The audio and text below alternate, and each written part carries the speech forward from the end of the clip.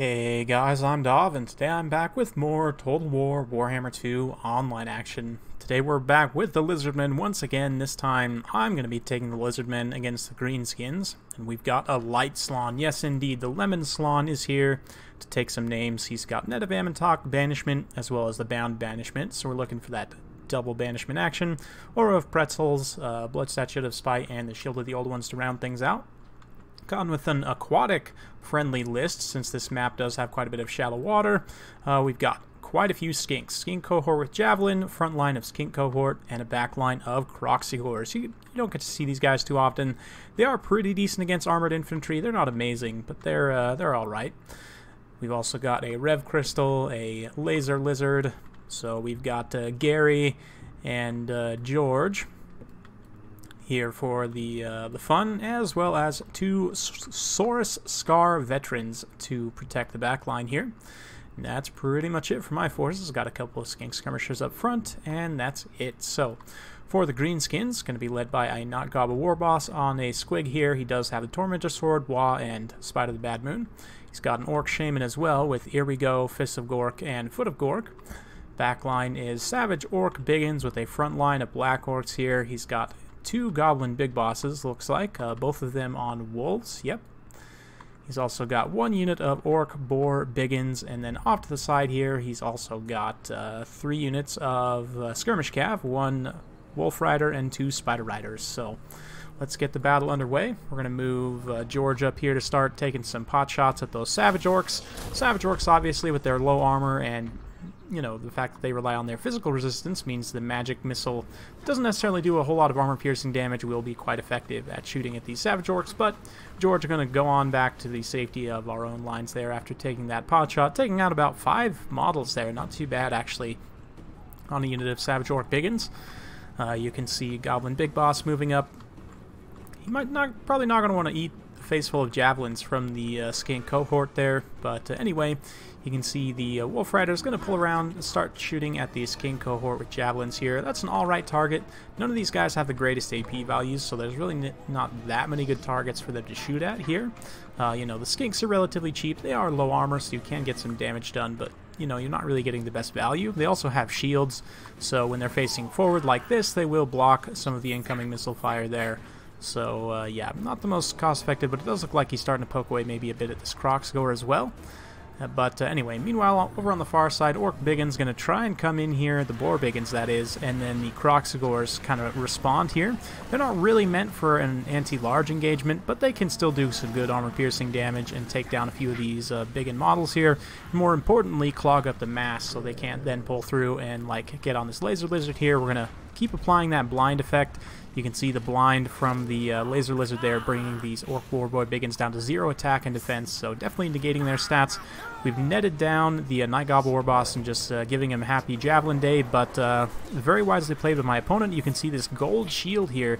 He's actually got up to 105, I think, missile block chance. It won't expand there. 83% actually, with Spite of the Bad Moon. Combining with his own missile block chance there. So we're going to drop a banishment right in this center pocket here, start throwing out the magic from the light Slaan. You can see him in the back there calling it down, and of course Shield of the Old Ones to protect my own troops, which are just Croxigors and Skinks fighting over here. Meanwhile, Croxigors again being used to kind of bog down some of the larger mass units. Now that they've pulled away, I'm going to pull them back and let the Greenskin infantry just kind of chew on the cheaper Skinks here for a while. Another banishment going to be going down over here, right on top of these Black Orcs this time. And good old Gary, the Revification Crystal, going to be mixing it up in here as well, applying his nice armor-piercing anti-infantry damage. You can see over on this side, Croxigors were able to see off those Orc Boar Biggins. There are still some Savage Orcs fighting here, which the Savage Orc Biggins will actually do pretty well against the Croxigors, but poor unit of Skinks there just gets deleted by Foot of Gork, which yeah, I mean, it's going to get a lot of kills. I don't know that that's necessarily super cost-effective at the end of the day, because they are just skinks, but they're gone, definitely. That being said, the Black Orcs are still stuck fighting Gary, and you can see the 2 Scar Vets have seen off this Goblin Big Boss on this side, and are going to help see off the rallied Boar Biggins there. Meanwhile, over on the far side, there's quite a few Greenskin infantry pushing through. You can see these Croxigors trying to make a stand here, fix these guys in place, and allow my Skink Skirmishers to come in the side and use their blowpipes to get some effective fire here. Looks like some more spells going off there in the center. Here we go, going down. It's going to buff these guys up and let them finish off those croc scores there, but since they're all blobbed up, you know what that means. Another banishment going to be going down, just wrecking through these Savage Orcs especially will just get ransacked by this, and it gets a really nice pathing just going straight over the middle of that formation there. And yeah, so far the Light Slaan definitely racking up the kills, and it's all against pretty high value Greenskin infantry as well. You know, there's Savage Orc Biggins and Black Orcs, all relatively expensive, so you can see here Gary providing that terror, getting rid of those Biggins there. The Goblin War Boss tries to come over here, but yeah, he's in the wrong neighborhood. 2 armor-piercing anti-large heroes going to chase him down here. Looks like he's pulling through his own lines there, and oh man, headshot from the Saurus Scarvet there as they start to engage on these Savage Orcs here. Goblin Big Boss comes back for more, but really he needs to stay far, far away from these 2 Scarvets because they will just chew his face off. I mean, that Squig is going to have a pretty bad time against the 2 cold ones there, but you can see in the periphery here, we've got Skink Skirmishers trying to maneuver away, again, using the Croc scores that had regrouped in the Skink cohort to block up the high mass units there.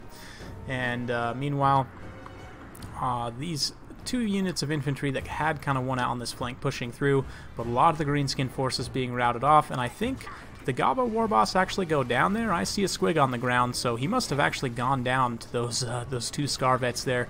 Just chewed, like I said, chewed his face off. You can see Light Slaan's perfectly safe there in the back, just chilling serenely on his toilet seat here, kind of lazily floating on back over to his forces here. And George going to try and take a pot shot potentially at this Savage Orc Shaman, who's really the last of the Greenskin leadership left. There's a couple of units over here as well who are going to get engaged on by some Croc scores.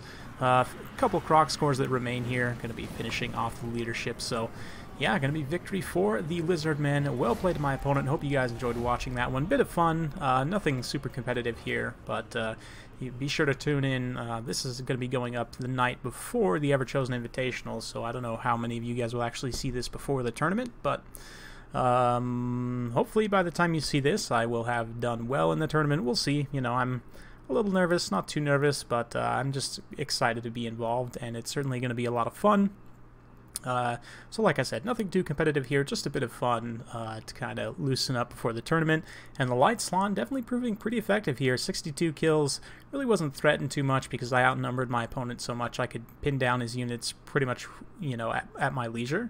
All the Croc scores did quite well, also racking up quite a few kills, again, against relatively low model, high value Greenskin infantry here. Skink Skirmishers all did very well also, you know, relatively to their cost here, especially these 2 that stayed alive until the late game. Just continuously applying that poison is always useful. For my opponent, you know, he picked Crooked Moon. I guess he was trying to go for a little bit of mind games here by bringing like a heavy orc infantry list, but thankfully I had a list that could kind of deal with that to a degree. If he had brought a really heavy like orc missile list, I might have had some issues, although I did have enough unit models to kind of work around flanks and just envelop infantry formations. Although, you know, skinks definitely aren't the greatest combatants. They'll get beat down pretty hard by most infantry actually, but they come in plenty of numbers, and you know, you can definitely flood the board with models if that's what you want to do, which your Croc scores and other more expensive dinos can then stand on top of. The key is keeping the skinks in the fight long enough to actually get the work done that you need to, and thankfully this time we were able to. Yeah, Light Slaan, definitely a lot of fun. That double banishment against infantry heavy factions, especially those that rely on their even infantry skirmishers or heavy infantry, can really get some good value from that double banishment. Like I said, not super competitive, I don't think. You can also, with the Heaven Slaan, do something similar with Chain Lightning. If we go ahead and have a look here, just the Magic Torrent, it's a lot of fun, definitely. The Light Slaan, of course, and the Heaven Slaan both have the vortexes.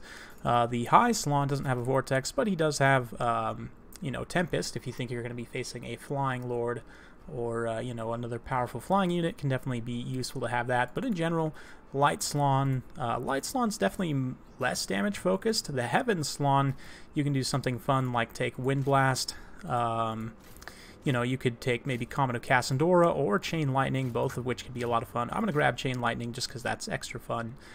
Grab the Blood Statuette, of course, always, and the Aura of Pretzels just to make them a bit tankier. But yeah, this time you've got Banishment, you've got Wind Blast, and you've got Chain Lightning, just unleashing a torrent of magic. So yeah, this can definitely be a lot of fun as well, especially against someone like the Skaven, or again, Greenskins it can work against okay. Anyone that's going to bring a lot of infantry, especially elite infantry, or even just lots of numbers, can definitely be fun. So let me know what you guys think in the comments down below. What's your favorite variety of Slaan? Of course, Mazdamundi is the lord of all Slaan, but generic Slaans are definitely a lot of fun too. So let me know what you guys think in the comments down below. Hope you guys enjoyed watching. If you do like this sort of content, be sure to like, subscribe, hit that bell notification button so every time I upload a new video, you'll be notified. Thanks again for watching. We'll see you next time.